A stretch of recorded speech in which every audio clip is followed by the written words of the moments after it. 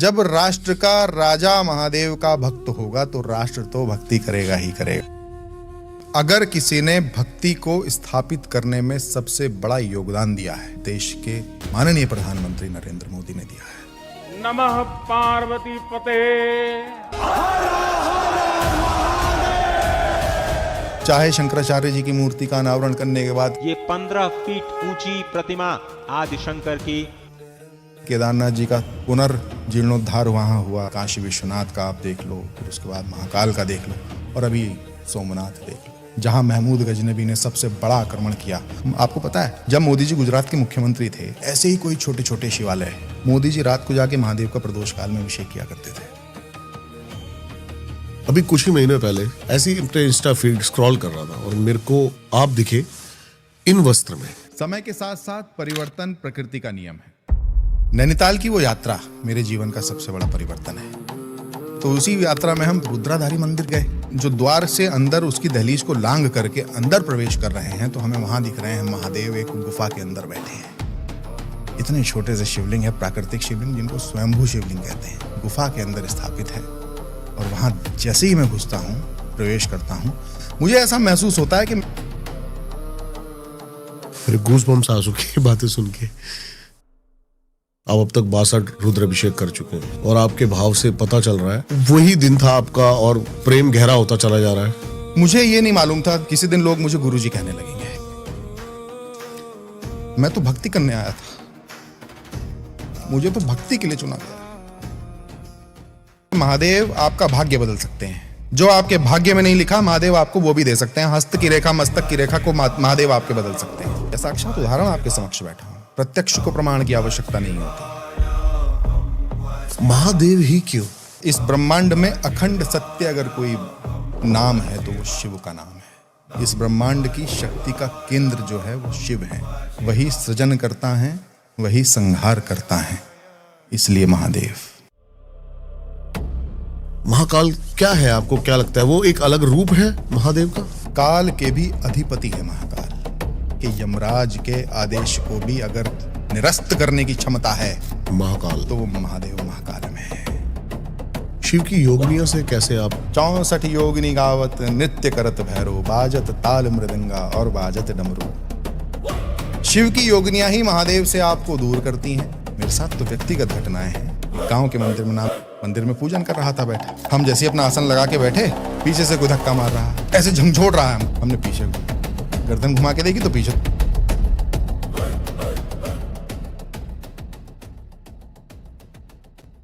Guys, आज का episode सिर्फ एक बातचीत नहीं है, ये एक इंसान के भीतर से बाहर तक के बदल जाने की कहानी है। आज हमारे साथ हैं शगुन वशिष्ठ जी। एक समय में ये न्यूज की दुनिया में थे, कैमरा, स्टूडियो, ब्रेकिंग हेडलाइंस, लेकिन जिंदगी ने इनको एक ऐसी दिशा में मोड़ा जहां माइक्रोफोन की जगह मंत्रों ने ले ली और शोर की जगह ले ली ओम नमः शिवाय ने। ये कहानी है उस पल की जब एक पत्रकार एक भक्त बन गया, जब सवाल पूछने वाला जवाब ढूंढते ढूंढते खुद शिव में जा खो बैठा। शगुन सिर्फ शिव की बात नहीं करते, वो शिव को जीते हैं।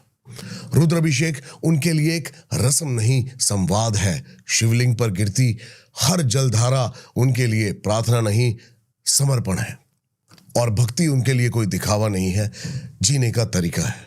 गाइस, इस पॉडकास्ट में हम जानेंगे कैसे शुरू हुई इनकी शिव यात्रा, क्या हुआ जब इनके जीवन की दिशा ही बदल गई, रुद्राभिषेक का असली अनुभव क्या होता है, और क्यों आज की भागती दुनिया में शिव भक्ति ही सबसे बड़ी शांति बन सकती है। यह एपिसोड गाइस महसूस करने के लिए है, तो बैठ जाइए, सांसों को धीमा करिए और शिव की उस ऊर्जा में प्रवेश करिए जहां शब्द खत्म हो जाते हैं और अनुभव शुरू हो जाता है। हर हर महादेव। अभी कुछ ही महीने पहले, मैं 2-3 महीने पहले ऐसे ही अपने इंस्टा फीड स्क्रॉल कर रहा था और मेरे को आप दिखे इन वस्त्र में। अब दिमाग में एकदम से ही आपकी इंस्टा प्रोफाइल पे गया। मैंने कहा हमेशा मैंने इनको देखा है ब्लैक सूट बूट के अंदर, और एकदम से क्या परिवर्तन हुआ? आदमी के मन में जिज्ञासा आती है। आप ही बताइए कि क्या परिवर्तन हुआ? देखिए, परिवर्तन तो इच्छा होती है उनकी, परिवर्तन व्यक्ति की इच्छा नहीं होती। मैं तो एक साधारणतया आपकी तरह ही पॉडकास्ट करता था दीपक जी। अब कुर्सी बदल गई, अब आज आप होस्ट की तरह बैठे हैं, मैं गेस्ट की तरह बैठा हूँ। मैं तो होस्ट की तरह बैठता था आपकी तरह। नैनीताल की वो यात्रा मेरे जीवन का सबसे बड़ा परिवर्तन है।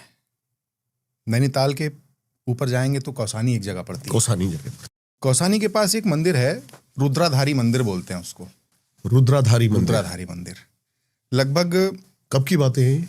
मई 2025। मई अभी जो मई गया हाँ जी। 2025, ये 26, 27 या 28 तारीख रही होगी मई की। ऐसे ही पूरी टीम के साथ मन हुआ कि चलो उत्तराखंड की यात्रा पे चलते हैं, कुछ आध्यात्मिक व्लॉग शूट करेंगे चल के। ओके। हाँ, कि मंदिरों को दिखाएंगे वहाँ के। तो उसी यात्रा में हम सबसे पहले हम गिरजा देवी के मंदिर में गए, जो अपना ये जो रामनगर के पास है, गिरजा देवी माता का मंदिर, बिल्कुल नदी के बीचों बीच। बिल्कुल सही बात। फिर वहां से निकले, वहां से हम उसकी भी एक ऐतिहासिक कहानी है उस मंदिर की। वो कहीं से आया, हिमालय की बेटी है गिरजा। हाँ, हिमालय की पर्वत की बेटी कही जाती है गिरजा देवी। हाँ जी।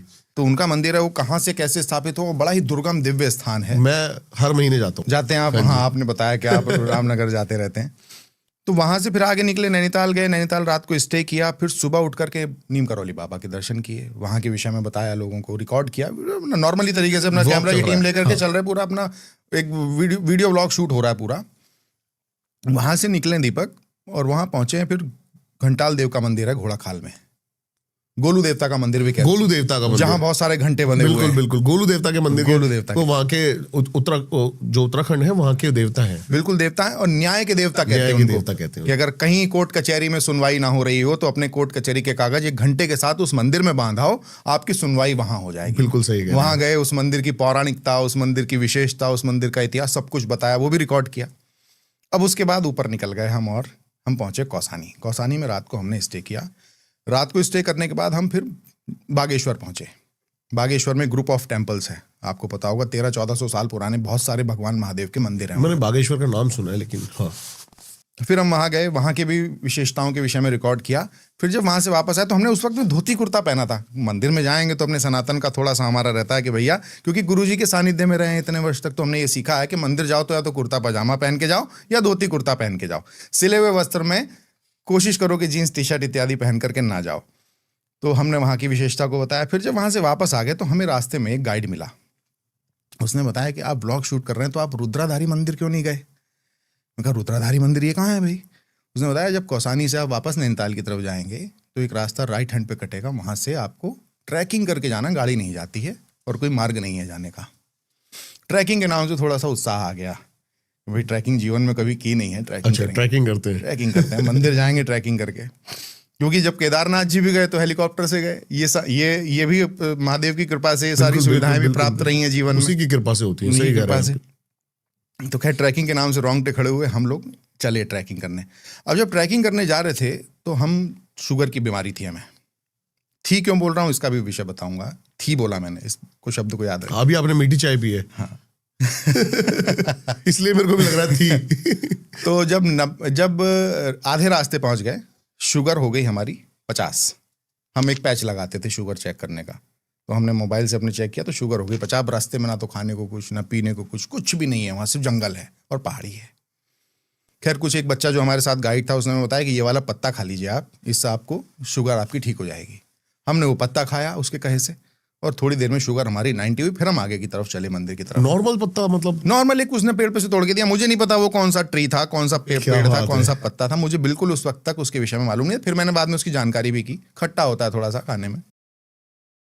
अब दीपक जी जब हम मंदिर के जो द्वार से अंदर उसकी दहलीज को लांग करके अंदर प्रवेश कर रहे हैं तो हमें वहां दिख रहे हैं महादेव एक गुफा के अंदर बैठे हैं। इतने छोटे से शिवलिंग है, प्राकृतिक शिवलिंग जिनको स्वयंभू शिवलिंग कहते हैं।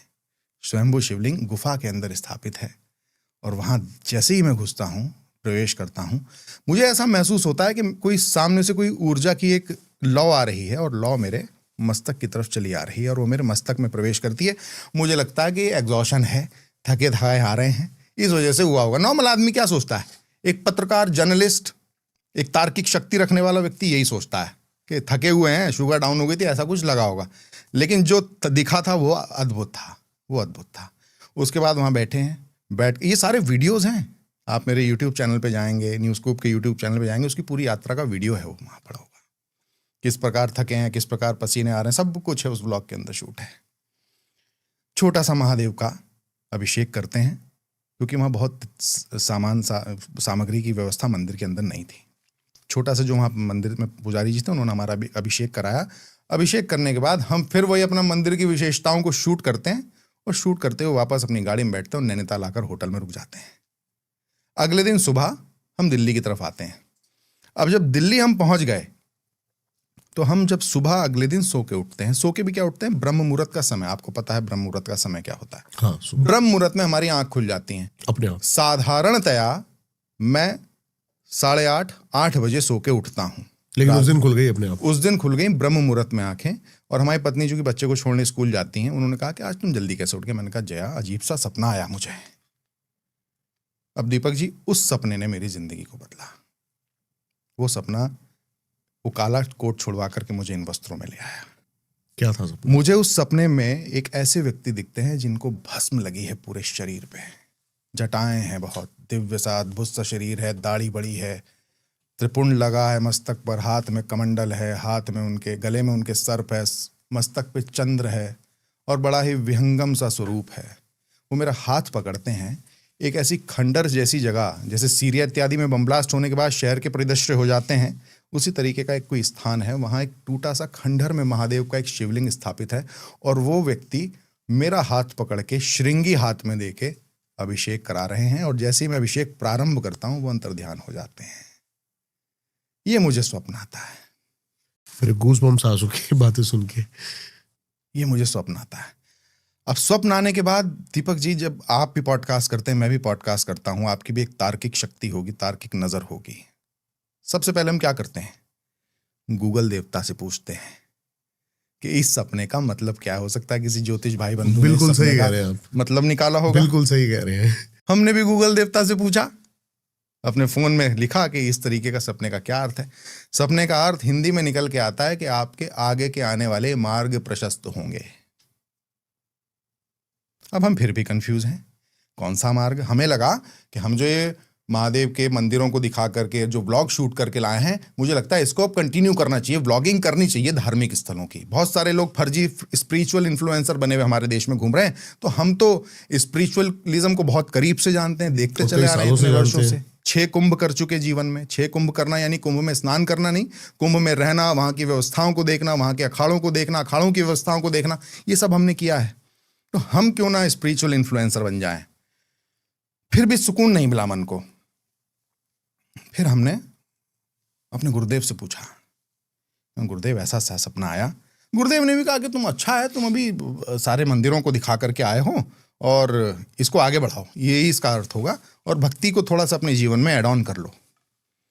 अब हमने अपनी पत्नी से डिस्कस किया, क्योंकि हम अपनी पत्नी से सब कुछ डिस्कस करते हैं। हमने अपने जीवन में अपनी पत्नी को हर तरीके से पार्टनर बनाया। वो हमारी लाइफ पार्टनर ही नहीं है, वो हमारी बिजनेस पार्टनर भी है, वो हमारे दुख की भी पार्टनर है, सुख की भी पार्टनर है। हम शिव शक्ति के साधक हैं, और शिव साधक को शिव स्वरूप कहा जाता है। तो हमारी पत्नी स्वयं हमारी शक्ति के स्वरूप में कार्य करती है हमारे साथ। तो हमने उनको जीवन में अपने सब सुख दुख सब कुछ अवगत करा रखे। हमने उनसे कहा, मैं कहा जया देखो, हमने आज तक कभी महादेव का अभिषेक नहीं किया। हम गुरुजी के साथ रहे, गुरुजी के पीछे खड़े रहते, गुरुजी के अभिषेक को पूरी दुनिया को दिखाते कि गुरुजी हमारे 22-22 घंटे पूजन करते हैं, लेकिन आज तक हमें सौभाग्य नहीं मिला कि हम कभी अभिषेक करें। हम जया अभिषेक करेंगे।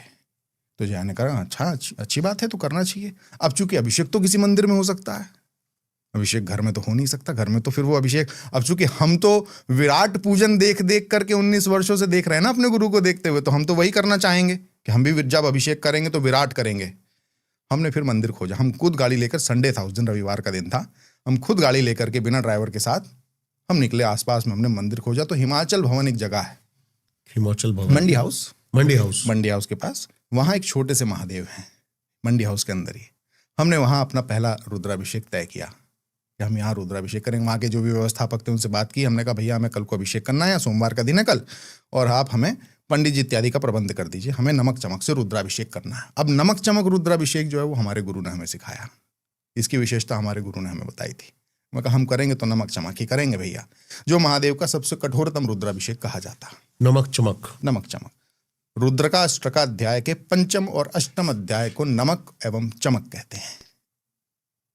वो अध्याय 11 ब्राह्मणों द्वारा 11 बार पढ़े जाएंगे, तब नमक चमक से रुद्राभिषेक संपन्न होता है।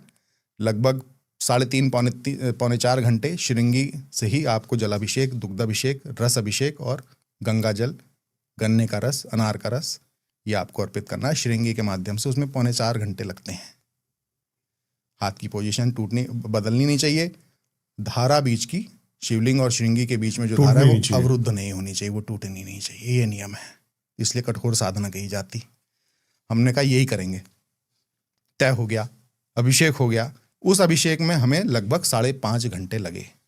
5.5 घंटे बैठने में हमें बड़ा कष्ट हुआ, क्योंकि जो व्यक्ति कभी जीवन में ना नीचे बैठा हो, जिसको कभी गुरु ने ना नीचे बैठाया हो, गुरु ने भी हमको कहा कि भैया तुम बगल में बैठ जाओ, क्योंकि तुम्हारे से बैठा नहीं जाएगा, तुम तो टीवी में एंकर रहे हो, तुमको ऊपर बैठने की आदत है, तुम नीचे कभी बैठे नहीं। तो हमारे लिए नीचे एक आसन से बैठना बड़ा कठिन था।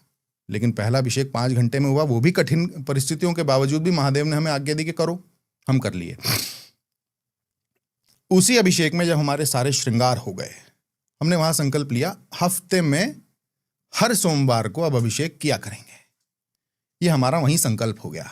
पता नहीं ये कहां से मन में प्रादुर्भाव हुआ, कहां से ये भाव आया मन में, लेकिन वहीं भगवान महादेव को आलिंगन करके हमने ये संकल्प लिया कि अब हम हर सोमवार को महादेव का इसी प्रकार अभिषेक करने आएंगे और बाबा आप ही के पास आएंगे। अगला सोमवार आया। अगला सोमवार 8 जून 2025 अभिषेक किया। 8 जून 2025 का वो दिन था, सोमवार था या क्या दिन था मुझे एग्जैक्ट याद नहीं है, लेकिन हम अभिषेक कर रहे हैं उस दिन, सोमवार ही था।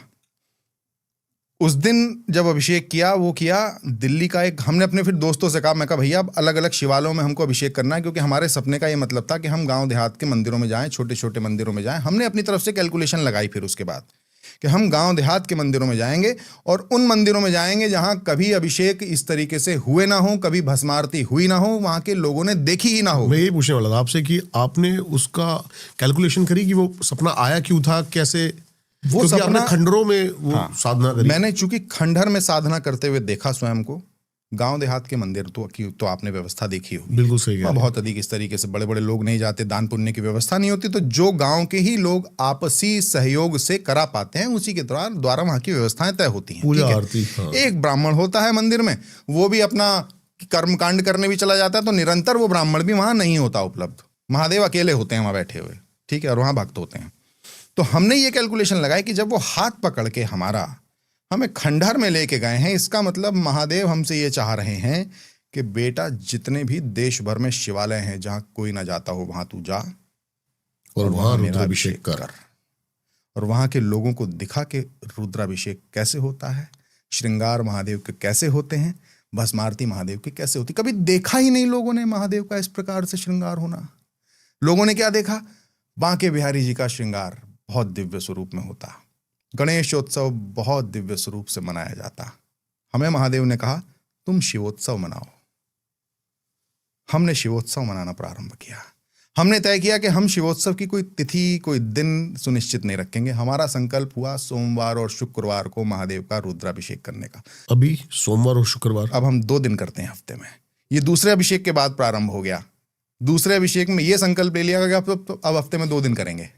अब सोमवार को भी करेंगे और शुक्रवार को भी करेंगे, क्योंकि मैया का दिन है मेरी शुक्रवार और पिता का दिन है मेरे सोमवार।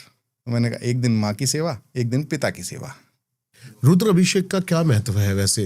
देखिए, जनरल आदमी जिसको नहीं पता है, हमारा यूथ, महादेव का पूजन अभिषेक मार्ग से ही किया जाता, मैया का पूजन हवन मार्ग से किया जाता। पूजन के 2 मार्ग हैं, ठीक है, हवन और अभिषेक। बहुत बढ़िया। महादेव का पूजन अभिषेक से ही संभव है। महादेव के लिए हवन नहीं होते, माता रानी के लिए हवन होते हैं।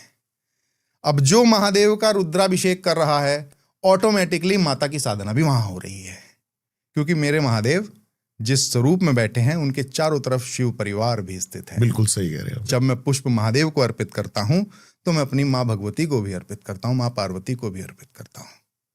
तो इसलिए, लेकिन माता रानी का जब पूजन होता है तो वो केवल माता रानी का पूजन होता है, वो महादेव का पूजन नहीं है, क्योंकि माता का स्वरूप वहां अकेले विराजता है।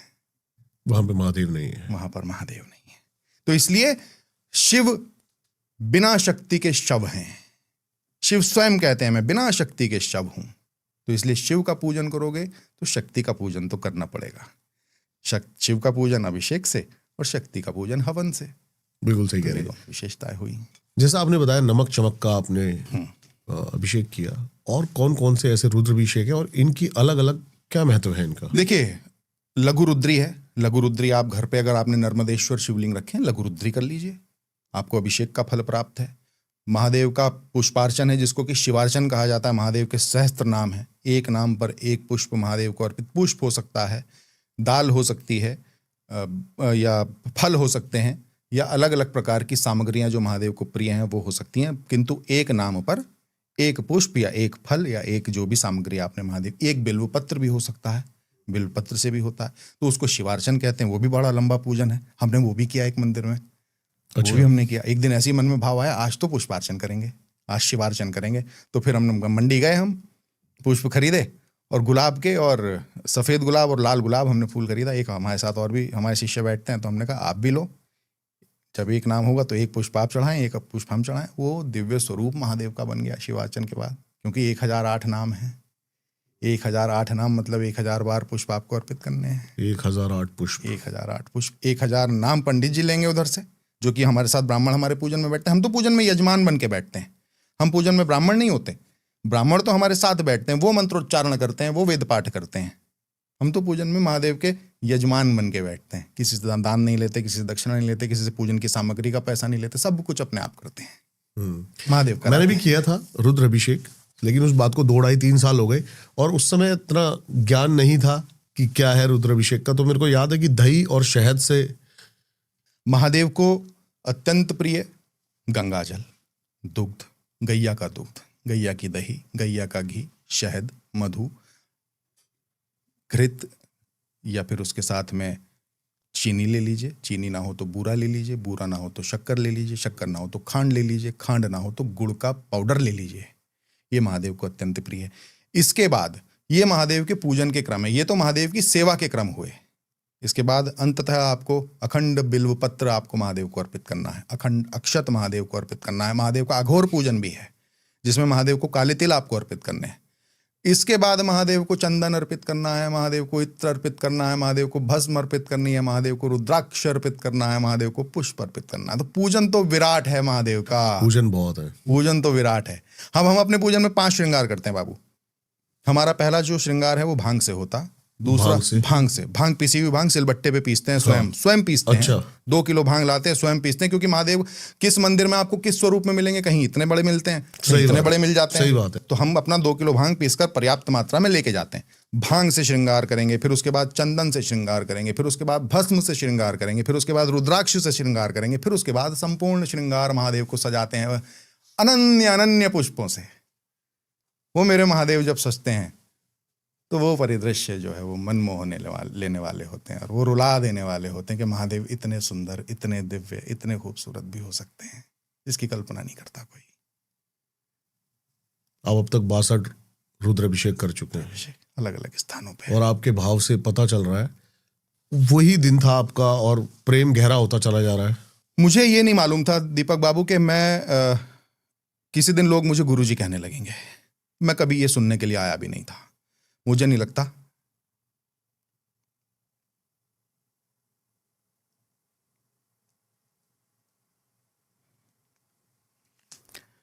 मैं तो भक्ति करने आया था, मुझे तो भक्ति के लिए चुना गया। और वो कहते हैं ना कि मैं हमेशा ये कहता हूं कि महादेव आपका भाग्य बदल सकते हैं। जो आपके भाग्य में नहीं लिखा महादेव आपको वो भी दे सकते हैं। हस्त की रेखा, मस्तक की रेखा को महादेव आपके बदल सकते हैं। काले कोट से मुझे महादेव ने ये पहना दिया, होस्ट करते हुए आज मुझे गेस्ट बना दिया। साक्षात उदाहरण आपके समक्ष बैठा हूं, साक्षात उदाहरण बैठा हूं। प्रत्यक्ष को प्रमाण की आवश्यकता नहीं होती। मेरे भाग्य में कभी ये नहीं लिखा होगा। मैंने राजनीति की, मैंने एडमिनिस्ट्रेशन संभाला, सरकारें चलाई, मीडिया एडवाइजर रहे, सलाहकार रहे, गुरुजी के साथ कुंभ देखे, कुंभ का मैनेजमेंट किया।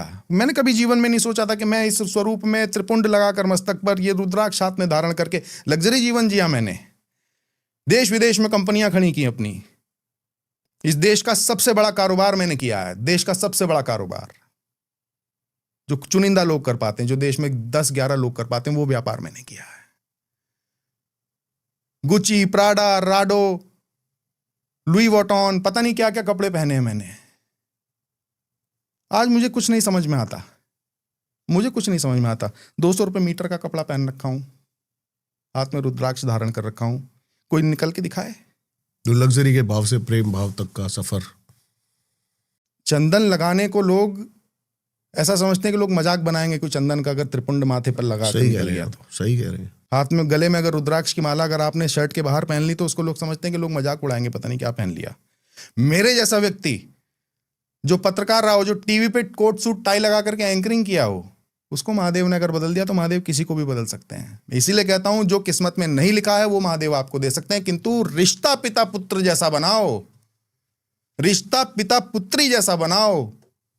रिश्ता रील के लिए ना बनाओ, रिश्ता साधना के लिए बनाओ। जैसे बच्चा अपने बाप से मांगता है ना कुछ, रोता है, 4 बार रोएगा तब पिताजी का दिल पसीजता है, फिर उसको दिलाते हैं। ऐसे ही महादेव हैं। रो, लिपट जा, चिपट जा उनके साथ, उनको कह कि तुम्हारे अलावा है कौन मेरा, किससे मांगूंगा जाके मैं, तुम दुनिया को सब कुछ देते हो, दुनिया से थोड़ी मांगूंगा, तुमसे मांगूंगा, देख तुझे फिर महादेव देंगे कि नहीं देंगे। ये रिश्ता बना। उनको मित्र समझ, उनको पिता समझ, उनको माता समझ, उनको सब कुछ समझ, उनको कुछ और ना समझ, वो देख तुझे सब कुछ देंगे। किसी और से ना मांग, अपने दुख किसी और के सामने क्यों कहता है। जिस दिन से महादेव ने मेरा ये स्वरूप बदला, मैंने दुनिया से बात करनी छोड़ दी, अपने दुख बताने छोड़ दिए, क्योंकि ये शक्ति, ये सहन शक्ति उन्होंने मुझे दी कि किसी को ना कहना, कोई नहीं सुनेगा तेरी, सब मजाक बनाएंगे, सब मजाक बनाएंगे, तेरे दुखों पर हंसेंगे, तू मुझसे कहे। ये धैर्यता प्रदान करते हैं महादेव। महादेव की भक्ति में सबसे बड़ी दवा का काम धैर्य करता है। इसका भरपूर सेवन करना चाहिए, भरपूर सेवन करना चाहिए। पूजन से प्रारंभ हुई ये भक्ति आज पॉडकास्ट तक ले आई, पूजन से प्रारंभ हुई ये भक्ति आज पॉडकास्ट तक ले आई, पूजन से प्रारंभ हुई ये भक्ति आज पुजारी से गुरु तक ले आई। तो ये महादेव की कृपा नहीं दीपक बाबू, तो और क्या है। बिल्कुल सही कह रहे हैं। एक नैपकिन दे दो मुझे।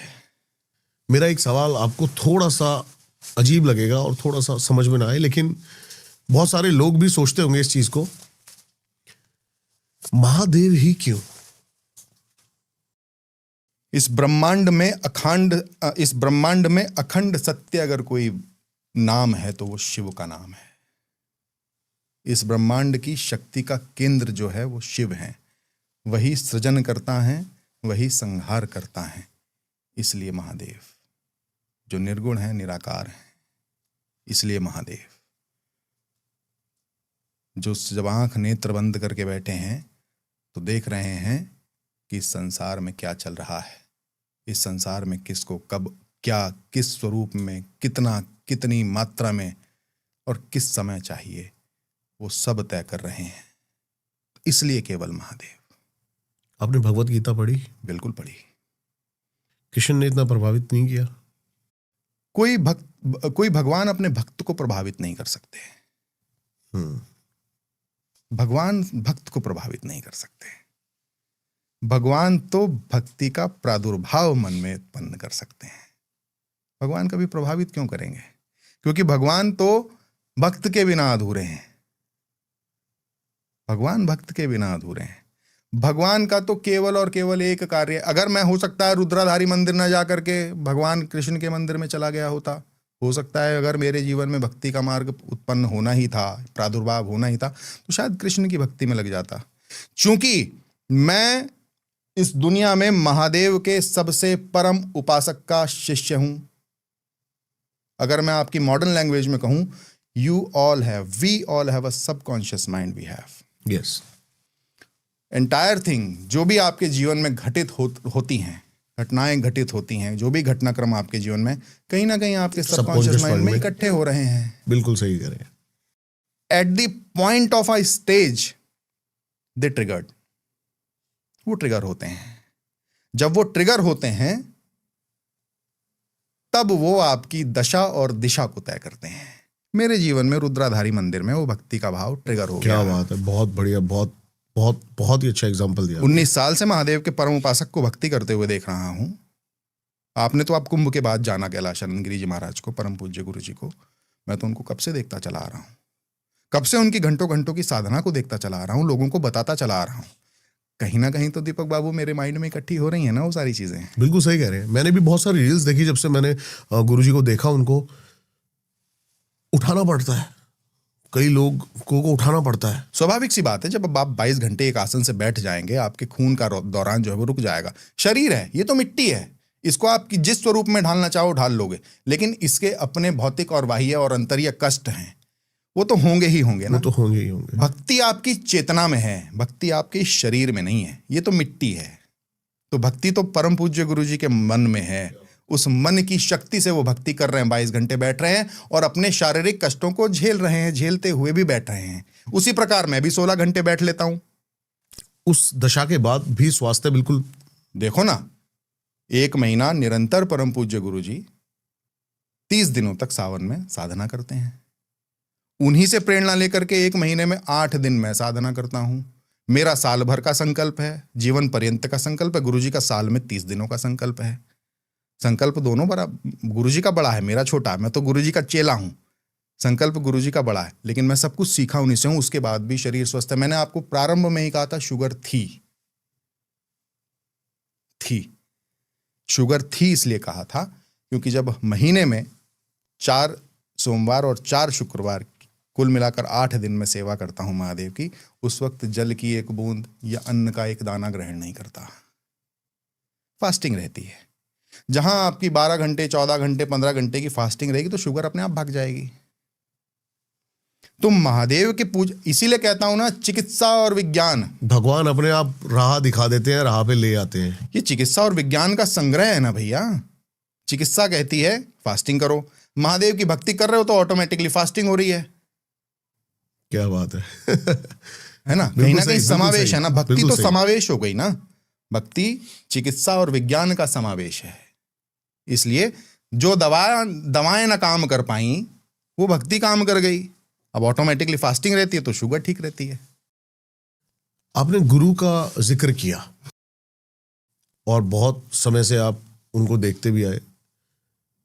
क्या रोल है गुरु का, और अगर कोई भी आपको देखकर भक्ति मार्ग में उतरना चाहता है, क्या किस भाव से उतरे, या गुरु ढूंढना अनिवार्य है? देखिए, भक्ति मार्ग में अगर आपको आना है और ये मन में प्रादुर्भाव हो गया है कि मुझे भक्ति मार्ग पर आना, तो पहले तो आप भक्ति मार्ग पर आ जाओ। हम 8 जून को भक्ति मार्ग पर आए और दीक्षा ली हमने 11 जुलाई को, गुरु पूर्णिमा वाले दिन, 1 महीने बाद। यानी 8 जून के बाद जितने सोमवार शुक्रवार आए होंगे उतने मैंने अभिषेक कर लिए। फिर उसके बाद मुझे आवश्यकता हुई। 19 वर्षों में मैंने कभी गुरुजी से गुरु दीक्षा नहीं ली। पिता पुत्र का संबंध रहा। जो संबंध मेरा उनके साथ रहा वो इस दुनिया में, संसार में कभी किसी का हो ही नहीं सकता, जो संबंध मेरा उनका रहा। किंतु दीक्षा नहीं ली मैंने। जब मैंने गुरुजी का अपने इस पूजन अभिषेक के दौरान ही, सावन से 1 दिन पहले जब गुरुजी का पॉडकास्ट किया, आपने देखा होगा वो पॉडकास्ट, मैं इन्हीं वस्त्रों में बैठकर उनका पॉडकास्ट कर रहा हूं, तो मैंने गुरुजी से पॉडकास्ट में आज्ञा ली कि मुझे अब आपसे दीक्षा लेनी है और गुरुजी मैं आपका आचरण अपनाना चाहता हूं, मैं महादेव की भक्ति करना चाहता हूं। तो गुरुजी ने कहा कि सदाचरण तो अपनाना ही चाहिए, श्रेष्ठ आचरण तो अपनाना ही चाहिए, और तुम्हारा मेरा तो पिता पुत्र का संबंध है। अगर तुम्हारे मन में प्रादुर्भाव आया कि तुम्हें दीक्षा लेनी है तो तुम्हारा मेरा संबंध जो है वो और प्रगाढ़ होगा। और वो हुआ। गुरु की भक्ति के, गुरु की दीक्षा के बाद अभिषेक में तेजी आई। मन और इसी स्थिर हो गया, मन स्थिर हो गया, मन इसी में लगने लगा। मन में से सारा कुछ निकलता चला गया। व्यापार, कारोबार, किसी से मिलना जुलना। कहते हैं ना, महादेव की भक्ति में जब जाओगे तो वैरागी हो जाओगे, तो वैराग्यता अपने आप आ जाती है। वैराग्यता नहीं होगी तो भक्ति एकाग्र नहीं होगी, एकाग्रता से मन में भक्ति नहीं कर पाओगे, मन एकाग्र नहीं होगा तो भक्ति नहीं कर पाओगे। तो गुरु का होना इसलिए आवश्यक है। जब गुरु से मंत्र प्राप्त होता है, जब आप उस मंत्र का निरंतर एकाग्रता के साथ जाप प्रारंभ करते हैं, तो आपके मन में शीतलता, आपके मन में अविरलता, आपके मन में एकाग्रता आती है। इसलिए गुरु का होना जरूरी है। गुरु से ही आप पूछते हैं कि गुरुजी अब ये साधना कर लूं। गुरु कहते हैं अभी इस साधना का समय नहीं आया, गुरु आपका समय सुनिश्चित करते हैं कि कब आपको किस मार्ग पर चलना है। गुरु आपको वो मंत्र बताएंगे जो आप सरलता से कर पाओ, जिसका आपके ऊपर सकारात्मक या नकारात्मक प्रभाव पड़ेगा, क्योंकि मंत्रों का जो प्रभाव है वो सकारात्मक भी है और नकारात्मक भी है। ये सब कैसे पता करोगे? ये सब गूगल देवता नहीं बताएंगे, ये सब गुरु जी बताएंगे। तो इसलिए गुरु का होना तो आवश्यक है। गुरु आपको वो दवा देंगे जो दवा वो स्वयं जिसका सेवन कर चुके होंगे और उसका प्रभाव देख चुके होंगे। बिल्कुल सही कह रहे हैं। गुरु आपको दवा वो देंगे, इसलिए गुरु से पूछना जरूरी है। ऐसा नहीं कि कोई भी मंत्र कहीं दिख गया और उसका जाप प्रारंभ कर दिया, पहले गुरु से पूछो। लेकिन आजकल ऐसी हो रहा है, ऑनलाइन लोग मंत्र गलत है ना, गलत है। मैं क्या कह रहा हूं, ऑनलाइन भक्ति मार्ग पर चलने वाले तो बहुत प्रारंभ हो गए, रील बनाने वाले, लेकिन आपने किसी को कभी भक्ति साधना करते हुए देखा? नहीं देखा। आपने शिव जी के ऊपर ज्ञान देने वाले तो बहुत देख लिए होंगे, लेकिन शिव जी की भक्ति करते हुए देखा है आपने? मैंने पॉडकास्ट जब प्रारंभ किए, जब मैं 45 रुद्राभिषेक कर चुका था, उसके बाद मैंने पॉडकास्ट पर बैठना शुरू किया। उसके बाद मैंने रील बनानी प्रारंभ की।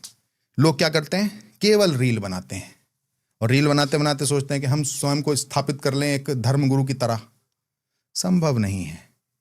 भक्ति के बिना आप स्वयं को स्थापित नहीं कर पाओगे, और भक्ति तो स्थापित करने के लिए है ही नहीं, वो तो स्वयं तय करेंगे। आप मुझे जानते थे क्या? मेरा कभी आपसे व्यक्तिगत संवाद हुआ? नहीं। कभी जीवन में नहीं हुआ। आपने मुझे बुलाया ना, आपने मुझे तब क्यों नहीं बुलाया जब मैं काला कोट पहनता था? कनेक्शन फील नहीं हुआ कभी? नहीं हुआ ना। तो ये कनेक्शन आपको मैंने नहीं फील कराया दीपक जी, ये महादेव ने फील कराया, क्योंकि आप स्वयं आध्यात्म से जुड़े पॉडकास्ट करते हो, कहीं ना कहीं आध्यात्मिक साथ से कनेक्टेड हो। अभी आपने मुझे कहा कि आपको ये भी चाहिए। हाँ जी। तो ये आध्यात्म से जो जुड़ा हुआ व्यक्ति होगा, जिसके मन में भक्ति प्रवेश कर रही होगी, वही इन सब चीजों को मांगेगा। नहीं तो लोग रुद्राक्ष को जानते ही नहीं। रुद्राक्ष क्या है, सुमेरनी क्या है, कंठा क्या है, माला क्या है, 108 सुमेरनी क्या है, 54 सुमेरनी क्या है, 54 माला क्या, किसी को पता ही नहीं है। आपके मन में जिज्ञासा ही जब उत्पन्न होगी जब आपके मन में भक्ति का प्रादुर्भाव होगा, उससे पहले नहीं होगी। बिल्कुल सही कह रहे हैं। आपने इतने सारे रुद्राभिषेक करे और आपने बताया कि कितने सुंदर लगते हैं महादेव रुद्राभिषेक के बाद। महाकाल की आरती का भी ऐसे ही प्रचलन है। कई लोग भावुक हो जाते हैं महाकाल की आरती देखते देखते। महाकाल क्या है, आपको क्या लगता है? वो एक अलग रूप है महादेव का? काल के भी अधिपति है महाकाल। जहां सभी देवी देवताओं का एक समय सुनिश्चित है, काल सुनिश्चित है, वहीं महादेव महाकाल का कोई काल सुनिश्चित नहीं है, वो तो उसके राजा हैं। जैसे द्वापर में कोई देवता, सतयुग में कोई देवता, इस प्रकार महादेव महाकाल का कोई काल नहीं है। दूसरी विशेषता, दक्षिणमुखी शिवलिंग। दक्षिणमुखी शिवलिंग। दक्षिण दिशा यम की दिशा कही जाती है, यमराज की दिशा कही जाती है। एकमात्र शिवलिंग महाकाल उज्जैन में स्थापित है जो कि दक्षिणमुखी है, इसीलिए उनको कालों के महाकाल कहते हैं। यानी कि यमराज के आदेश को भी अगर निरस्त करने की क्षमता है महाकाल, तो वो महादेव महाकाल में है। तो इसलिए महाकाल एक बार जीवन में जाना ही जाना चाहिए। और अगर आप जा रहे हैं, आपके किसी चिर परिचित की भी जाने की इच्छा है, किसी मित्र की भी जाने की इच्छा है, लेकिन उसके पास धन की व्यवस्था नहीं है और आपके पास है, तो उसे भी साथ ले जाकर दर्शन कराने चाहिए। 100 गुना लाभ मिलेगा, 100 गुना लाभ, 1 गुना नहीं मिलेगा, 100 गुना लाभ। अगर किसी और को भी धार्मिक यात्रा महाकाल की करा रहे हो, तो महाकाल तो जीवन में एक बार जाना ही चाहिए। यह महाकाल की विशेषता है। काल उसका क्या करे जो भक्त हो महाकाल का। महाकाल के भक्त का तो काल भी कुछ नहीं कर सकता, उसके लिए तो काल चक्र को भी रोक देते हैं महादेव। तो यह महाकाल की विशेषता है। भगवान को आप किस रूप में देखते हैं? जैसे कि आपने बताया कि घर में रुद्राभिषेक नहीं हो सकता। नहीं, घर में रुद्राभिषेक हो सकता है, घर में रुद्राभिषेक होता है, लोग कराते भी हैं रुद्राभिषेक। चूंकि घर में आपने जो घर में अपने आप रुद्राभिषेक आप नहीं कर सकते, उसके लिए तो ब्राह्मण की आवश्यकता है। इसीलिए मैंने कहा लघु रुद्रिका पढ़िए। लघु रुद्रिका पढ़ते हुए महादेव को दुग्ध, शर्करा, मधु, जल, गंगा जल, दही, घृत, ये सब कुछ अर्पित करिए लघु रुद्रिका पढ़ते हुए। अगर घर में रुद्राभिषेक करना है तो उसके लिए तो फिर, क्योंकि जब हम अपने रुद्राभिषेक से क्योंकि कंपेयर करते हैं, अपने गुरुजी के रुद्राभिषेक से कंपेयर करते हैं, जिसमें हजारों लीटर गंगाजल हमारे गुरुजी अर्पित करते हैं, सैकड़ों लीटर गंगाजल हम महादेव को अर्पित करते हैं, तो उसकी निकासी का प्रबंध घर पे नहीं होता। जो महादेव को सामग्री अर्पित हुई, जो महादेव को की सेवा में सामग्री अर्पित हुई, उसकी निकासी का मार्ग जो है वो घर में नहीं संभव हो सकता। इसलिए उस विराट स्वरूप में महादेव का रुद्राभिषेक घर में संभव नहीं है। बहुत सारे लोग इस पूजा, हर किसी की अलग पूजा पद्धति है जी। कोई नाम जप, कोई रुद्राभिषेक, और एक प्रहलाद की भक्ति के बारे में आप क्या सोचते हैं, जो कि है शरणागति, कण कण में हरि, क्षण क्षण में हरि। देखिए, कण कण किसने बनाया? एक शक्ति है जिसने इस कण कण का निर्माण किया। इसलिए कण कण में भगवान है। अब कण कण में हरि हैं, कण कण में शिव हैं, इसका तो कोई प्रमाण ये तो दोनों शिव और विष्णु भगवान ही तय कर लें आपस में, ठीक है, कि भैया कण कण में हो कौन। हम तो ये जानते हैं कि भगवान महादेव जब कैलाश पर्वत पर विराजित होते हैं तो वही सृष्टि का सृजन करते हैं और वही सृष्टि का संहार भी करते हैं। हम तो ये जानते हैं और यही मानते हैं। हम ये भी जानते हैं कि महादेव ने ब्रह्मा और विष्णु को कहा कि आप हमारा भजन करो, हमारा ध्यान करो, हमें याद करो। अब आप आपस में अगर झगड़ लेंगे, दोनों झगड़ भी लिए थे एक बार, आपको पता होगा वो। बिल्कुल पता है जी। एक बार ब्रह्मा और विष्णु जी झगड़ लिए थे आपस में, तो महादेव को ही बीच में आना पड़ा। ठीक है, महादेव अग्नि स्तंभ के स्वरूप में महादेव बीच में खड़े हो गए और फिर कहा दोनों से कि तुमको तो दोनों को मैंने अपना भजन करने के लिए कहा था, आपस में क्यों झगड़ रहे। फिर ब्रह्मा जी का मस्तक भी, 5वां मस्तक भी काल भैरव स्वरूप ने काट दिया था। ये पूरा प्रकरण है। बिल्कुल। तो इसलिए हम तो ये समझते हैं कि हम एक शक्ति को मानते, हमारे लिए महादेव सब कुछ हैं, हमारे वही पिता हैं, हमारे वही जन्मदाता हैं। हमें जब मृत्यु प्राप्त होगी तो सालोक्य, सायुज्य, सारूप्य और सामीप्य, इन 4 मोक्ष में से कोई गति हमें प्राप्त महादेव करा दें। हमारे लिए तो यही हमारा जीवन है और हमारे लिए महादेव की भक्ति हमारे जीवन से दूर ना हो, ये निरंतर प्रार्थना उनके श्री चरणों में है कि भैया महादेव, हमारे भैया भी हो आप, हमारे पिता भी हो आप, हमारे सखा भी हो आप, आपके सामने ही रोते भी हैं हम, तो हमें अपनी भक्ति से दूर ना करना, हमें अपनी भक्ति में लगाए रखना बस। तो ये प्रार्थना महादेव से करते हैं। इसलिए हमारे लिए तो कण कण में शिव हैं। आपसे रिलेटेड ही कुछ चीज मेरे दिमाग में आई है, क्योंकि काला कोट पहन के जो कंपनियां खड़ी करी थी, लुई विटॉन, ये सब, अभी इन वस्त्रों में वो कैसे संभाली जा रही हैं? रख दी सब, बच्चे को दे दी, छोड़ दी, बेटे को दे दिया सब, अब तो पहनते नहीं। 8 जून 2025 को वो बेटे को दे दी कि बेटा अब तुम पहनो, हमारे बराबर लंबा हो गया हमारा बेटा, हमने उसको दे दी, मैं अब तुम पहनो, इसका आनंद तुम लो। और जो जमात करा था, जो संजोया था, भक्ति में लगा रहे। एक पूजन में 1 सवा लाख रुपए खर्च होते हैं, अपनी जेब से लगाते, किसी से दान 1 रुपया लेते नहीं। कोई मंदिर में दे भी जाए तो उसको भी दे आते हैं लोग, वहीं के पंडित जी को। मैं कहा पंडित जी इसको आप मंदिर के कार्यों में लगा देना। क्या बात है, अपनी जेब से पूजन करते हैं। कोई दान देता है तो उसको अपने वस्त्रों पे खर्च नहीं करते, उसको अपनी गौशाला में लगा देते हैं, उसको अपने महादेव के मंदिर का जो स्थल का निर्माण कर रहे हैं उसमें लगा देते हैं। शिव शक्ति साधना स्थल का निर्माण कर रहे हैं, कहाँ पे? लगा दें, मकनपुर हमारे गाजियाबाद में, हमारा जहाँ स्थान है। क्या बात है, वहीं पे। तो बहुत बढ़िया। और वो कोई सार्वजनिक मंदिर नहीं होगा, वो केवल और केवल हमारी साधना का स्थल होगा। कोई आए पूजन में आके बैठना चाहे बैठे, वो हमने अपने लिए बनाया। वहां ऐसा नहीं कि कोई दान पात्र रख देंगे कि इसमें तुम दान करो, वो हमारा अपना शक्ति का और साधना का स्थल है। वहां बैठकर शिव शक्ति की साधना करेंगे, उसका निर्माण कर रहे हैं। और ये महादेव से प्रार्थना है कि 15 फरवरी को जो शिवरात्रि, पहला पूजन हमारा वहां हो जाए। तो ये प्रार्थना मन में रखे हुए हैं। तो ऐसा नहीं है कि बिजनेस बंद कर दिए, अब पत्नी देखती हैं। बिजनेस बंद कर देंगे तो खाएंगे कहां से भैया, है ना। रुद्राक्ष देते हैं लोगों को, रुद्राक्ष की मालाएं पहनने के लिए देते हैं, उसका दक्षिणा लेते हैं, लेकिन दान नहीं ले सकते क्योंकि त्यागी हैं। आपको मेरा नाम तो पता होगा ना? बिल्कुल पता है, मेरा नाम शगुन त्यागी है। तो दान लेना हमने पहले त्याग दिया। हम तो वो ब्राह्मण हैं जो कि अपने कर्म से अर्जित हुई धनराशि से ही पूजन कर्म करते हैं। लेकिन ये बहुत बढ़िया चीज आपने मेरे को बताई त्यागियों की। मेरे एक मित्र भी त्यागी हैं और बॉम्बे में मेरे बहुत अच्छे मित्र शेफाली जी के हस्बैंड जी पराग त्यागी जी, वो भी मेरे बहुत अच्छे मित्र हैं। लेकिन उन्होंने भी मुझे आज तक नहीं बताया कि त्यागियों का मतलब यह है जिन्होंने त्याग दिया।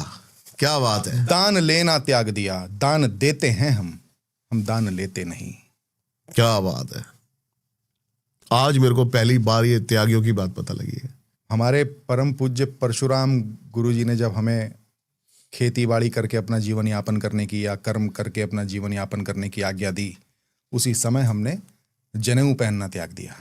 जनेऊ संस्कार हमारे यहाँ होता हाँ जी, है। हाँ जी। विवाह जब हम करते हैं, जब हमारे यहाँ जनेऊ संस्कार होता है, किंतु उस जनेऊ को हम तुलसी को अर्पित कर देते हैं शादी के अगले दिन। पहनना चाहें तो पहन भी सकते हैं, लेकिन हम दान नहीं ले सकते।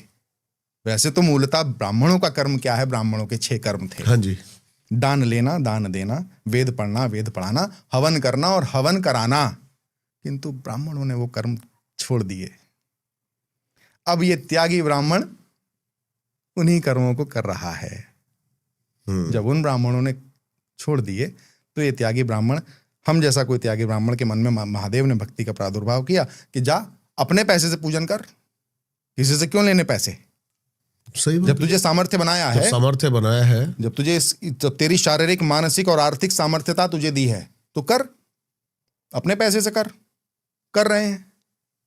उसका एक अलग आनंद है, उसका एक अलग आनंद है। हर मंदिर में अलग अलग अनुभव है।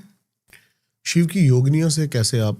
शिव की योगनियां देखो, मैया की योगनियां, शिव 64 योगिनी गावत नृत्य करत भैरो, बाजत ताल मृदंगा और बाजत डमरू। महादेव के समक्ष तो 64 योगिनियां नृत्य करती हैं। शिव की योगिनियां ही महादेव से आपको दूर करती हैं, मतलब मिलने से 64 रोकती का हैं। मेरे को समझ नहीं आया, क्योंकि योगिनियां भी 64 है, योगिनियां तंत्र की 64 कलाएं भी 64 है। 64 तंत्र और आध्यात्म महादेव से ही तो उत्पन्न है। विज्ञान भैरव तंत्र उन्हीं की देन ज्ञान है। भैरव तंत्र पार्वती जी को बता रहे हैं सारा सार, सब कुछ उनको बता रहे हैं। ये माता हमारी माँ भगवती के ही सारी के सारे स्वरूप हैं। 10 महाविद्या, सही कह रहे हैं बिल्कुल। सब माँ मेरी माँ के स्वरूप हैं सारे, ठीक है। तो मेरी माँ को समझना तो बहुत बड़ा कार्य है, इतनी आसानी। मेरे पिता को तो समझ लोगे, पिता को तो समझ लो, चलो अवगढ़ हैं वो पिता तो भूतनाथ हैं, त्याग के बैठे हैं सब। पिता तो त्याग के बैठे, पिता तो वैरागी है, लेकिन माँ को नहीं समझ पाओगे। और यही सृष्टि का सार भी है, महिला को नहीं समझ सकते। ये सब कुछ यहां इस कलयुग में उत्पन्न नहीं हुआ, ये तो देवों के देव से उत्पन्न है, देवताओं से उत्पन्न है। आप महिला को नहीं समझ सकते।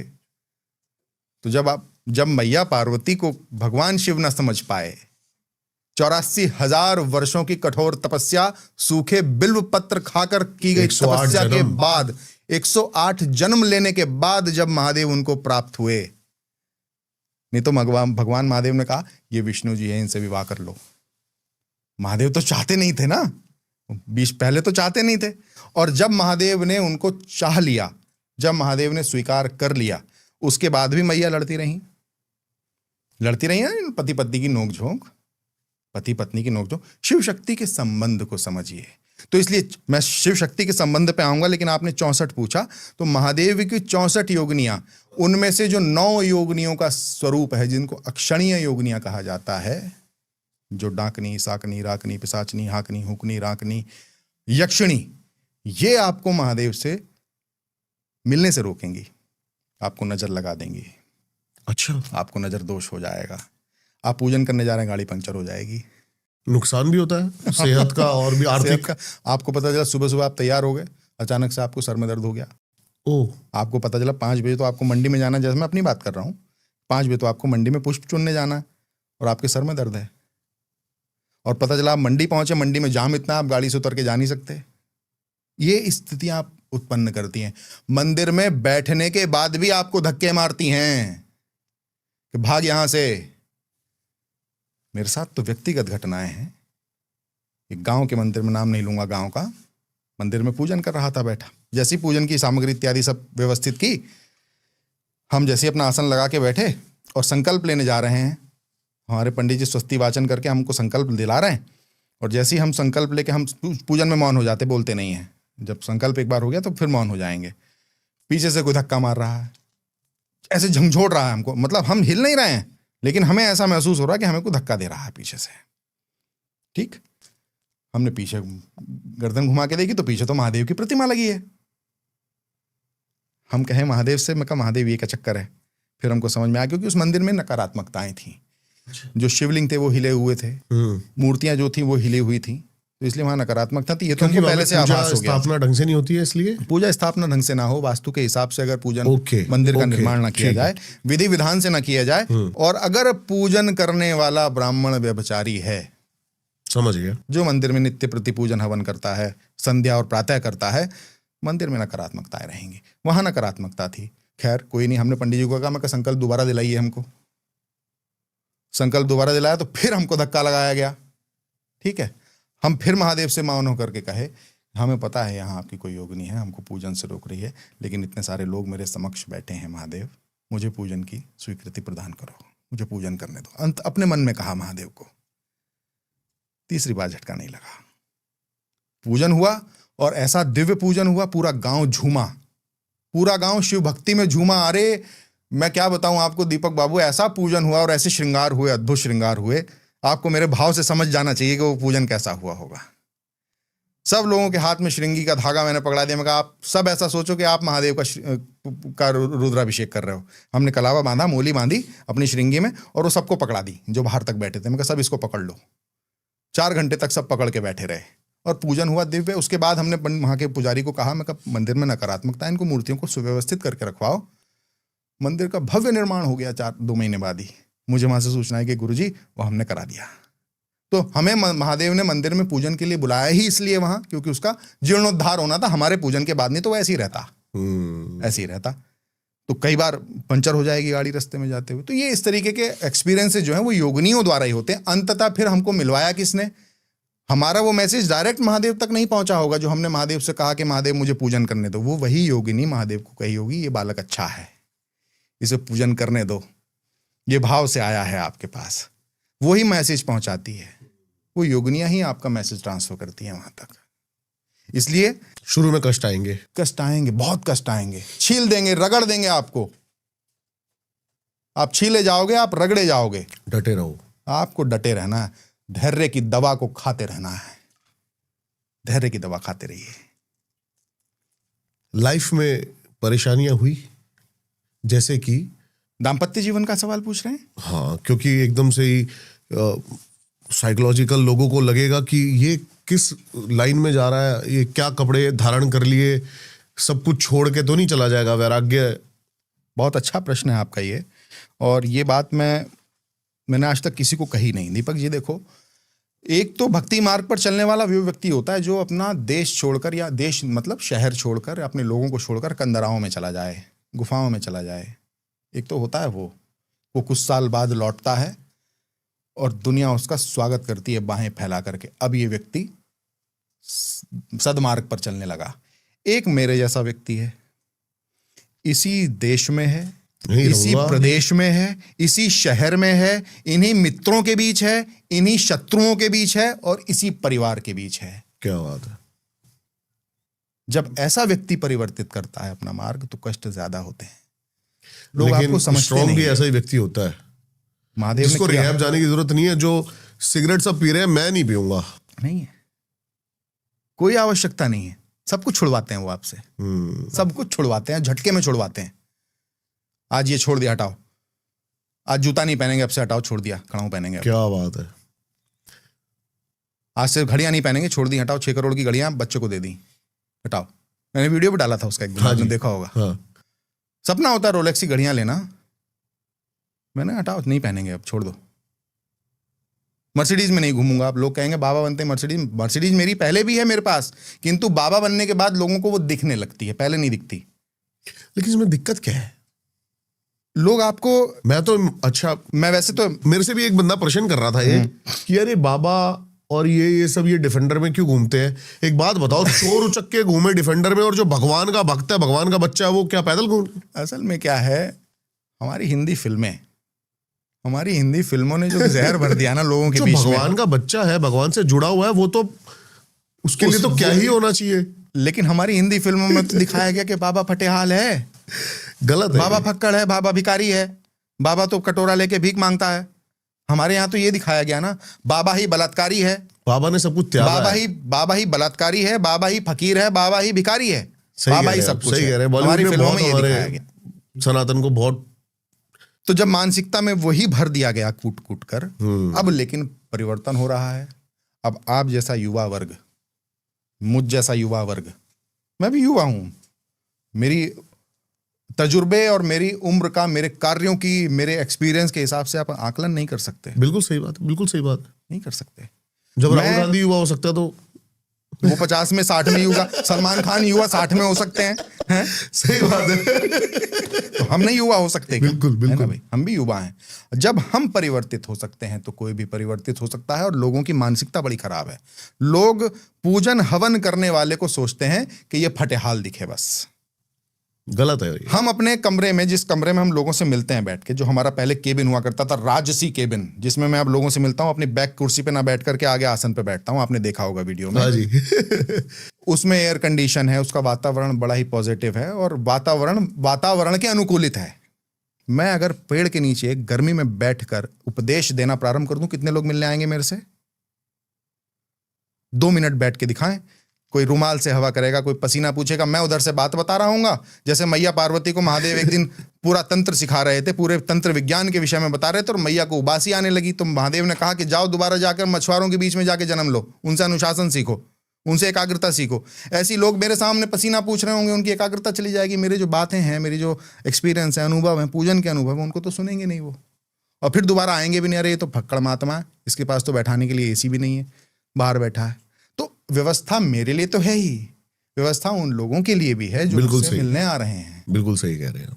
तो ये व्यवस्था तो होनी चाहिए। और हम शक्तिशाली दिखना चाहते हैं, लेकिन लोगों के कटाक्ष, हालांकि मैं लोगों की बातों पे बिल्कुल यकीन नहीं करता। मैं तो लोगों को कहता हूं कि लोग नाम के मर्ज से दूर रहो। कुछ तो लोग कहेंगे, लोग इनका तो काम ही है कहना।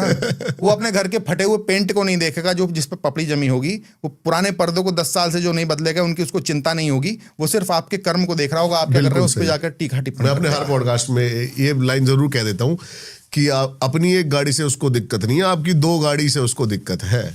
ये तकलीफ है।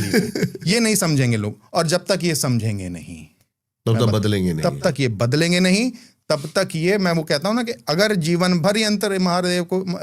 पर्यंत महादेव को 1 लोटा जल चढ़ाते रहोगे तो 1 लोटा जल ही चढ़ाते रहोगे। आगे बढ़ो भैया, 1 लोटा जल से दुग्ध पर आओ, दुग्ध के बाद घृत पर आओ, घृत के बाद मधु पर आओ, सीढ़ी चढ़ो तो सही। अब पता चला जीवन भर 1 लोटा ही चढ़ाए पड़े हैं। कैसे महादेव आपको फिर 1 लोटा चढ़ाने योग्य ही रखेंगे? देखो बिल्कुल सही कह रहे हैं आप।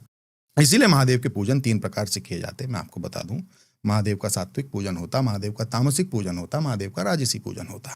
हम तीनों पूजन करते हैं महादेव के। क्या बात है। जब हमारा पूजन होता है उसमें हम तीनों प्रकार के पूजन महादेव के करते हैं। तो सात्विक पूजन पुष्प से, फूल से, फल से, दही से, चंदन, दही से, घृत से, शक्कर से, ये हुआ महादेव का सात्विक पूजन। उसके बाद तामसिक पूजन, धतूरा, भांग महादेव को अर्पित करनी है आपको, ये हुआ महादेव का तामसिक पूजन। फिर उसके बाद महादेव का राजसिक पूजन, महादेव को चंदन लगाएंगे, महादेव को इत्र लगाएंगे चंदन का, सबसे शुद्ध जो चंदन और इत्र है वो हम लगाते हैं महादेव को। फिर महादेव को स्वर्ण के आभूषण चढ़ाते हैं, फिर महादेव का श्रृंगार पुष्पों से करते, वो महादेव का राजसी पूजन है। तो ये तीनों प्रकार के पूजन हम करते हैं महादेव के। ये तीनों प्रकार के पूजन हर किसी को करने चाहिए, और उसी तरीके से महादेव फिर आपको रखेंगे। जैसा आप पिता से प्रेम पिता को करेंगे, रखोगे, वैसे ही पिता आपको पुत्र से रखेंगे। प्रेम करेगा। ऐसा वर्षा है। बिल्कुल बिल्कुल सही कह रहे हैं। आपने भी बताया कि 1 मिनट में ऐसे छुड़वा देते हैं वो, इतनी मतलब बल और इतनी शक्ति दे देते हैं। युवा फंसा हुआ है, एंजाइटी, डिप्रेशन, ट्रक से बाहर नहीं निकल पा रहा।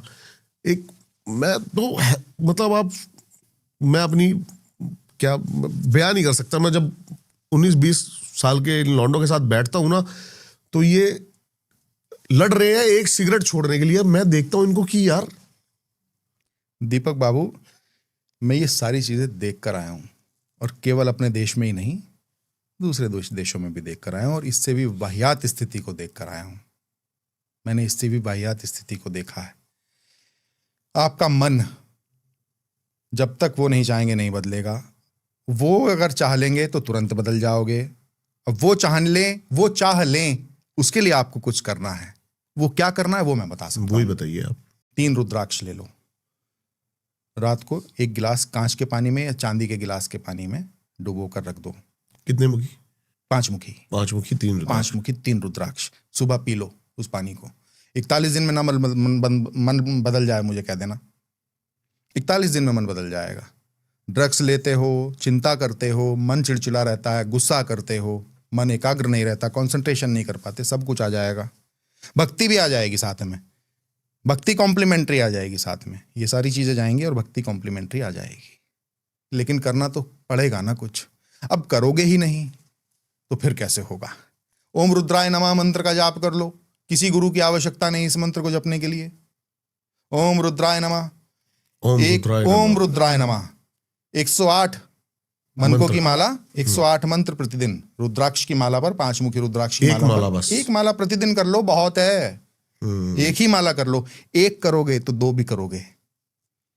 और किसी दिन एक भी ना कर पाओ, देखो संकल्प स्वयं से ले लो, संकल्प से सिद्धि तक। क्या बात बोली आपने।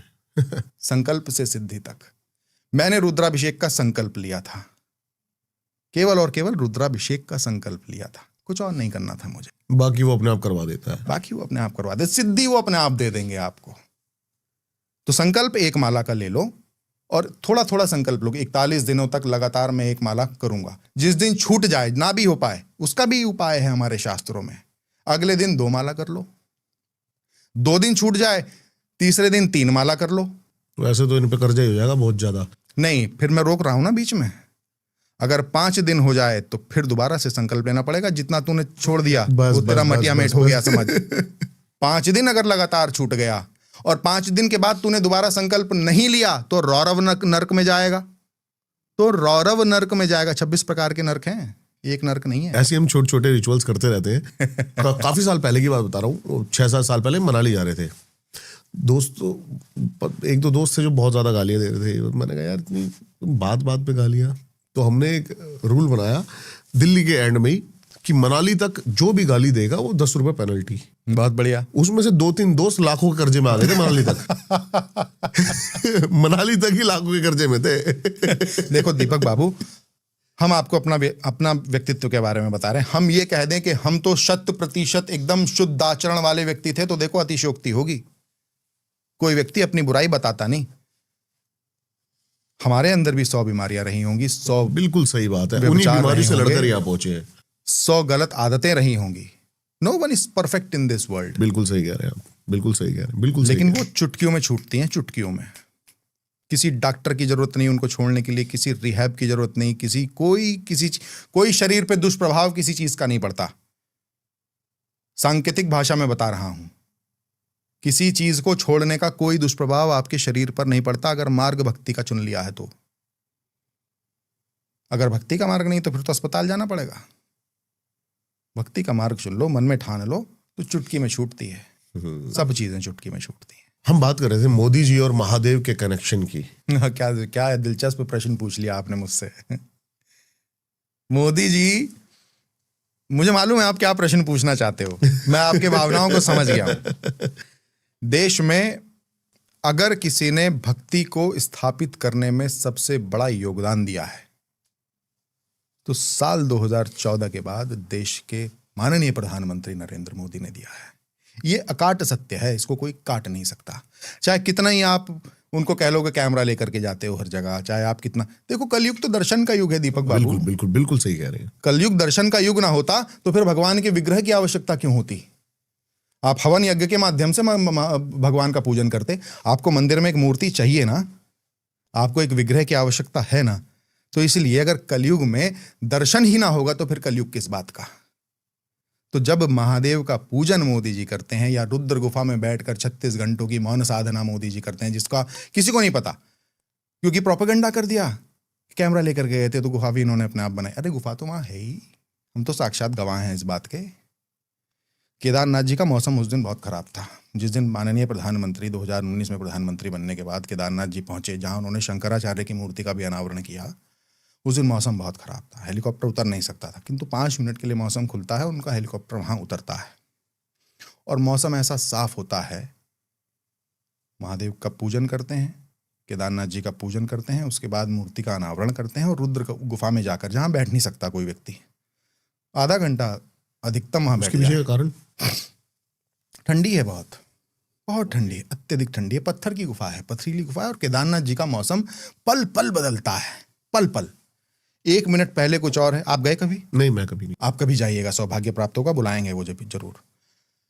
1 मिनट पहले मौसम कुछ और है, 1 मिनट बाद मौसम कुछ और है।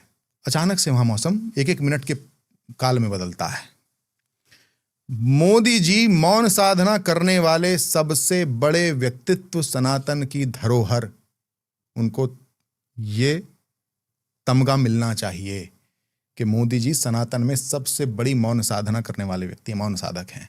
36 घंटे मौन साधना मोदी जी ने वहां की।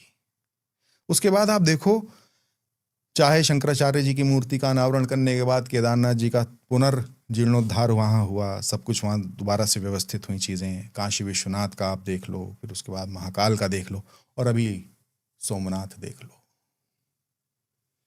जहाँ महमूद गजनबी ने सबसे बड़ा आक्रमण किया। और ये लूट के लिए आक्रमण तो कभी हुए नहीं।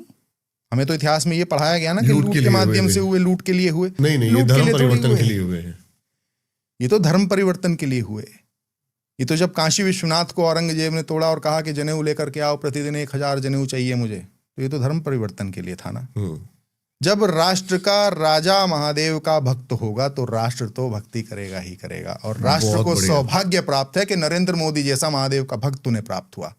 आपको पता है, जब मोदी जी गुजरात के मुख्यमंत्री थे, भीमाशंकर या फिर ऐसे ही कोई छोटे छोटे शिवालय, मोदी जी रात को जाके महादेव का प्रदोष काल में अभिषेक किया करते थे। बात तो लोगों को पता ही नहीं। मोदी जी ने कितने वर्ष तो मोदी जी गायब रहे। कहाँ गायब रहे? वो जीवन का उनका काल किसी गूगल में, किसी विकिपीडिया में आपको नहीं मिलेगा, किसी रिकॉर्ड में नहीं मिलेगा। Where were he was? कहाँ थे? कंदराओं में थे, मौन साधना में थे। मौन साधना का इतना बड़ा लाभ है। मौन साधना से आपका जो ऑरा है ना, वो 1 किलोमीटर का ऑरा आपका इतना पॉजिटिव हो जाता है, जिसमें कोई व्यक्ति जाएगा तो उनका भक्त बन ही जाएगा, उनका फैन हो ही जाएगा। मैं तो साक्षात गवाह बैठा हूँ। मुझे मोदी जी से मिलने का अवसर प्राप्त हुआ। संभल में जो कल्की धाम बनने जा रहा है, आचार्य प्रमोद कृष्ण द्वारा जो बना रहे हैं वो, उसके शिलान्यास में मोदी जी आए। तो मैं लगभग 10 मीटर की दूरी से मोदी जी से मिला। मैं उस ऑरा के भीतर में दाखिल हुआ। मैं फैन हो गया उनका। उनका एक ऑरा है, जबरदस्त ऑरा है, दिखता है। जो उनसे एक बार मिल ले वो फैन हो जाएगा उनका। उनको ठहराव देता है, उनकी बातों में ठहराव है, उनकी बातों में गंभीरता है, और उनकी बातों में मस्ती है। उनकी बातों में मस्ती भी है। कभी देखा आपने कोई प्रधानमंत्री सार्वजनिक रूप से डमरू का नाद कर रहा हो? कभी इतिहास में देखा हो तो बता दो। ना भूतो ना भविष्यति। बिल्कुल सही। ना भूतो ना भविष्यति। अभी सोमनाथ का जीर्णोद्धार हुआ, मोदी जी ने सार्वजनिक रूप से मोदी जी डमरू का नाद कर रहे हैं। क्या अद्भुत तस्वीरें हैं। ये देश का प्रतिनिधित्व करने वाला राष्ट्राध्यक्ष जब भक्ति भाव से डमरू का नाद करता है, उसका प्रभाव पूरे देश की जनता पर पड़ता है। तो मोदी जी का और महादेव का रिश्ता तो अटूट है और अटूट रहेगा। और हम सौभाग्यशाली हैं भारतवर्ष के निवासी कि हमें उन जैसा शिव भक्त हमारा प्रतिनिधित्व करने के लिए प्राप्त हुआ है। बहुत बहुत बढ़िया, बहुत सही कह रहे हैं आप ये बात।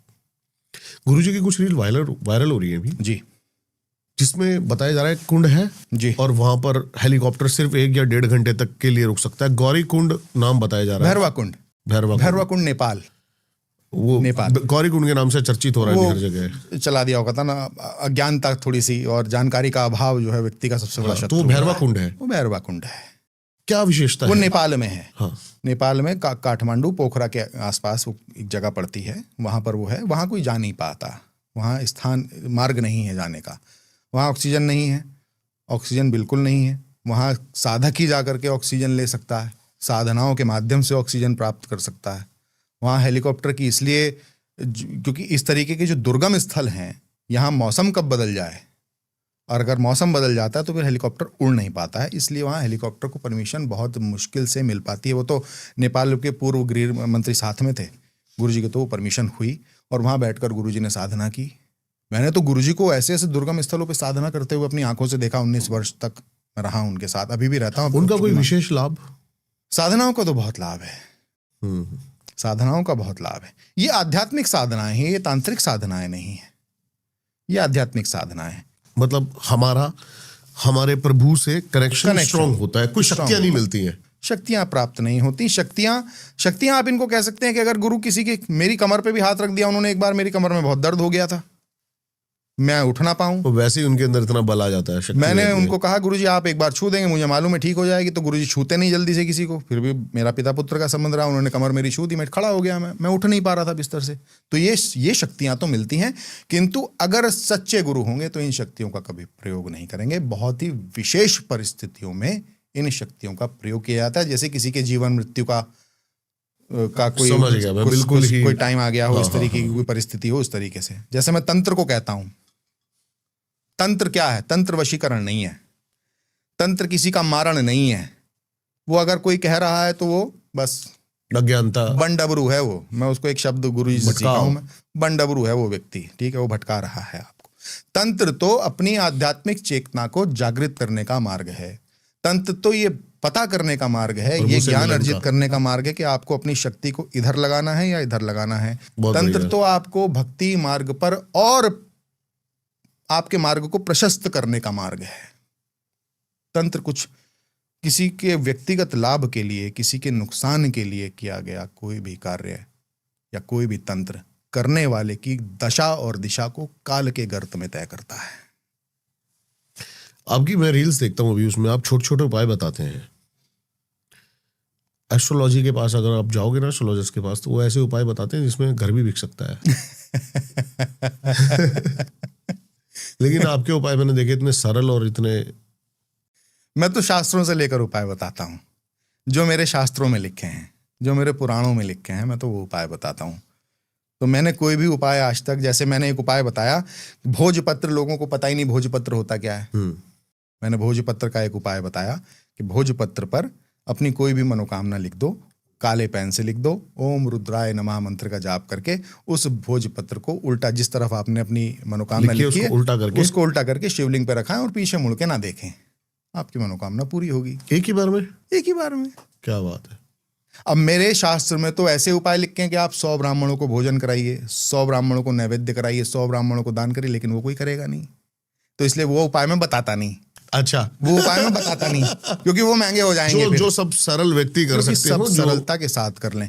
देखिए, भक्ति मार्ग में सरलता के साथ साथ दुर्गमता भी है। आपको कठिनाई वाले उपाय भी आपको बताए जाते हैं। उसके लिए आप ही को सामर्थ्यवान बनना पड़ेगा। आपको सामर्थ्यवान बनना पड़ेगा, मानसिक, शारीरिक और आर्थिक तीनों रूप से। क्या बात है। तभी आपको मैं वो उपाय बता सकता। अब पता चला आपकी जो दुकान है उस पर ग्राहक नहीं आ रहे, मैं आपको बता दूं कि आप एक काम करो, हाथ में 6 लाख रुपए का पन्ना पहन लो। भैया वो तो बेचारा वैसे ही परेशान है, और मैं उसे बता दूं कि 6 लाख रुपए का तू पन्ना पहन ले। कैसे होगा? तो मैं बोलता हूं कि तू 7 मुखी रुद्राक्ष का मन का अपने गले में रख दे, माता लक्ष्मी को अत्यंत प्रिय है, छोटे से पैसे में आ जाएगा, तेरी दुकान पे ग्राहक आने प्रारंभ हो जाएंगे। मैं कहता हूं तू एक काम कर, 300 साढ़े 300 रुपए में कमलगट्टे की माला आती है जो सिद्ध में देता हूं, उस पर माँ लक्ष्मी का एक श्रीम नाम का एक बीज मंत्र है। श्रीम, केवल श्रीम, बस इसकी एक माला प्रारंभ कर दे। दुकान खोलने से 15 मिनट पहले चला जा, माता लक्ष्मी की प्रतिमा अगर तूने रखी होगी उनके सामने श्रीम मंत्र का जाप कर दे, ग्राहक आने प्रारंभ हो जाएंगे। अब बताओ मैं क्या महंगे उपाय बता रहा हूँ। वही मैंने देखा है कि आपने सरल उपाय बता, कर ले, भक्ति कर ले। भक्ति करेगा, भगवान से मांगेगा, अगर पिता बन के, पुत्र बन के वाली बात है। आरंभ तो सिद्ध तो वो अपने आप कर ही देंगे। तू बस आरंभ तो कर ले। तू आरंभ कर ले, तू एक माला से कर ले, वो तुझे अपने आप 21 माला तक ले जाएंगे और 100 माला तक ले जाएंगे। तू बस कर ले एक बार। आपने बताया कि आपने 6 कुंभ जो है वो देख लिए हैं जी। उनमें मतलब 6 कुंभ देखना तो दूर, जी लिए हैं आप उनमें जाके। आपके कुंभ से ही, आपके तरफ से ही अभी मैंने कुछ देखा था कि एक लड़की बड़ी प्रचलित हुई थी, वो दोबारा मॉडलिंग में जा चुकी। ओहो, क्या पूछ लिया आपने मुझसे। देखो बेसिकली क्या है दीपक बाबू, किसी व्यक्ति के विषय में या किसी के व्यक्तित्व के विषय में टिप्पणी करना भी मुझे लगता है कि अपनी मर्यादाओं में ही टिप्पणी करनी चाहिए, और मर्यादा और अपनी स्वयं की प्रतिष्ठा को देखते हुए करनी चाहिए। ठीक है, अब आपने पूछ ही लिया है तो मैं बता देता हूँ। देखो, मैंने आपको कहा मैं भी आध्यात्मिक मार्ग पर आया, मुझे महादेव आध्यात्म के मार्ग पर लेके आए, मुझे किसी चीज़ की आवश्यकता नहीं थी। कुछ लोग आध्यात्मिक मार्ग पर इसलिए आते हैं कि उनको नाम शोहरत हासिल करना बनना होता है। मैंने जब अपना पॉडकास्ट प्रारंभ किया था, मेरे 1 मिलियन फॉलोअर्स थे इंस्टाग्राम पे। जब मैं भक्ति मार्ग पे आया तो फॉलोवर डाउन हो गए, लोगों ने मुझे अनफॉलो कर दिया। अब मुझे लगता है 8,80,85,000 के आसपास फॉलोवर होंगे। ये बीच में 8:40 पहुंच गए थे। 1.5 लाख लोगों ने मुझे देखना बंद कर दिया था जब मैं भक्ति मार्ग पे आया। ठीक है, मैं फॉलोवर गेन करने के लिए नहीं आया, बिकॉज मेरे पास तो पहले से ही बहुत थे। कितने सारे मैंने पॉडकास्ट किए और बड़े बड़े लोगों के साथ पॉडकास्ट किए मैंने। लोग उत्सुक रहते थे, पैसे दे देकर लोग मेरे पॉडकास्ट पे आए हैं। मैं आपको क्या बताऊं, किसी का नाम नहीं लूंगा। पैसे दे देकर मेरे पास पॉडकास्ट पे लोग आए कि भैया हमारा पॉडकास्ट कर दो। अभी भी कहते हैं कि आप हमारा पॉडकास्ट कर दो। मैं कहा आप कैसे कर दूं? अब कैसे कर दूं? मैंने 1.5 करोड़ रुपए लगा करके अपना स्टूडियो तैयार किया, जो मेरा अपना स्टूडियो है पॉडकास्ट का। आज भी मैं वहां बैठकर कुछ कुछ करता रहता हूं। मुझे बहुत लोगों ने कहा किराए पे दे दो हमें, मैं कहा नहीं दूंगा। मेरी ऊर्जाएं हैं इसके अंदर। तो मैंने आपने प्रश्न हर्षा रिछारिया को लेकर के पूछा। हाँ जी। रील बना करके अपने आप को महात्मा, अपने आप को सनातनी स्थापित करना एक अलग विषय है। पूजन करके, भक्ति करके अपने आप को स्थापित करना एक अलग विषय है। हमने क्या कहा आपसे? हमने पहले 45 अभिषेक किए, उसके बाद हमने अपना पहला पॉडकास्ट किया। इस विषय के बारे में बोलिए ना। आपने कहा पेड पॉडकास्ट करते, मैंने भी बहुत पेड पॉडकास्ट किए हैं और सच बताएं तो जीवन भी यहीं से चलता है। जी बिल्कुल ठीक बात है। एक लौती आप आए, आपको हमने अप्रोच किया, आप आए, आपने कुछ नहीं। हाँ, मैंने कोई पैसे थोड़ी दिए आपको। मैंने तो आपसे कहा ना कि आपका मेरा कनेक्शन पैसे नहीं दिए आपने ना। आपने पैसे मांगे नहीं, बिल्कुल ठीक बात है। हमने अप्रोच किया था उनको, तो उनकी डिमांड रखी कि मेरे को इतना एक्स अमाउंट चाहिए तो मैं आऊंगी। नहीं, देखो मैं तो भाव से जाता हूँ व्यक्ति के। मैं तो किसी के भाव, अब मैं तो सबका हूँ। I am not my only, मैं किसी का कॉपीराइट नहीं हूँ, मैं सबका हूँ। मुझे तो जो भी बुलाता है सम्मान के साथ बुलाता है, एक कप अच्छी सी चाय पिलाता है और सम्मान से मेरे साथ प्रश्न पूछता है। मैं तो सबके पास जाता हूँ। और आप जैसे लोग जो धर्म को लेकर और स्पिरिचुअलिज्म को लेकर के इस चीज़ों को आगे बढ़ाते हैं, तो मैं तो अपना सौभाग्य समझता हूँ कि आप लोग मुझे बुलाते हैं पॉडकास्ट पर। ये मेरा सौभाग्य, ये आपका सौभाग्य नहीं दीपक बाबू, ये तो हमारा सौभाग्य। नहीं सर, मेरे को तो, मैं आपको ट्रस्ट, मैं 140+ पॉडकास्ट कर चुका हूँ, लेकिन ये मेरे कुछ सिर्फ चुनिंदा पॉडकास्ट में से बेस्ट पॉडकास्ट बन चुका है। और मैंने कितनी बारी स्क्रीन में देखा और कितनी बारी, बहुत ही धन्यवाद आपका आने के लिए, और एक जो पॉजिटिविटी आपके अंदर से आई वो देने के लिए आपका बहुत शुक्रिया, अपना समय देने के लिए बहुत शुक्रिया, और बहुत ही मज़ा आया। कई सारे पॉडकास्टों के बाद मैंने एक इतना प्यारा पॉडकास्ट किया है, इसका सौभाग्य मुझे प्राप्त हुआ। धन्यवाद आपका आने के लिए।